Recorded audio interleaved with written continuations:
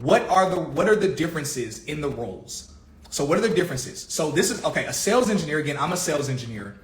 I demonstrate my company's technology to other companies that are interested in technology like ours. So think of it this way. This is an easy way for everybody to understand it. Imagine a person wants to have a social media account. Let's pretend there's a person walking around that doesn't have a social media account. They don't have an Instagram, TikTok, YouTube, Facebook, none of that. Twitter, none of that. They're like, hey, I want a social media account.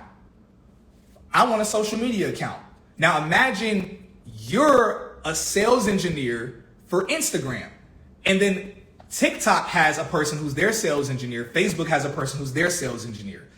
It's your job to demonstrate to this individual how cool Instagram is and why they should be with Instagram instead of TikTok, instead of Twitter. Now, it sounds salesy, but you're not selling, you're demonstrating. So you're showing them all of the features that matter to them. You ask them a bunch of questions like, okay, you want to be on social media. Why do you want to be on social media? Oh, I want to be on there so I can see all of my friends. Okay, cool. What social media account are all of your friends on? Okay, my friends are mainly on this one. Okay, cool. What do you want to do on social media? Oh, I want to post pictures and videos. Okay, cool. So a year ago, that would have marked Twitter off the list. Okay, so not Twitter. All right, okay, cool. You can post pictures and videos on Instagram. What else would you like to do? Oh yeah, I would like to go live and bring people on as guests. Okay, yeah, Instagram, we're probably the best platform for that. Okay, but YouTube said they can do it too, and they can do it at a better price than you. Okay, well, as a sales engineer, I don't talk pricing because I don't know the prices. I just demonstrate the product. So I demonstrate a product. And it's not a back and forth between you and the customer. So I'm giving a bad example. It's not a back and forth. It's more like you ask questions, you take a lot of notes, and then you have like 2 days to prepare a demo, a really cool demo of your company's product and technology, and really wow that person.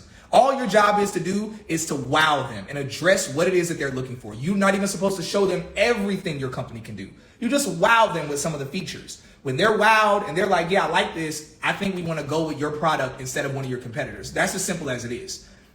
So that steps into the next realm. So again, as sales engineer, I don't sell anything.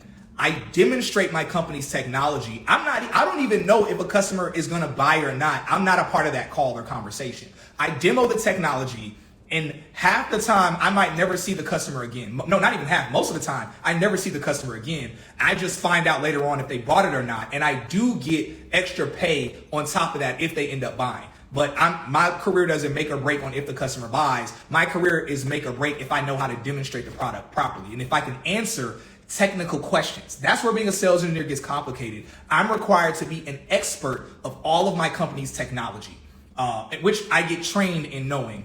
Now that takes us to the next thing, tech sales. So as a sales engineer, I'm always partnered with a tech salesperson who is usually an account executive, which is one of the tech sales roles. Account executive, they are essentially the sales rep. They're the sales rep.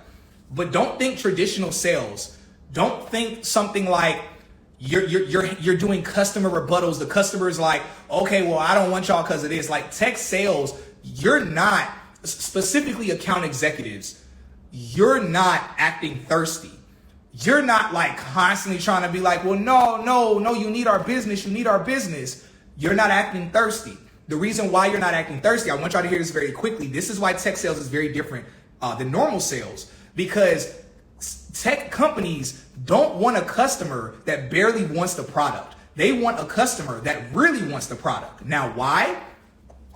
If I sell you this cup, shouts out to my first tech company, Dialpad, product placement. If I sell you this water cup, once you have it, let's say you pay $5 for this.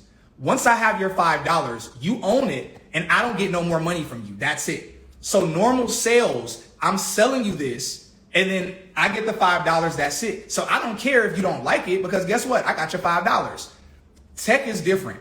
Tech is like, think Netflix, where Netflix, every single month, Netflix has to earn your business.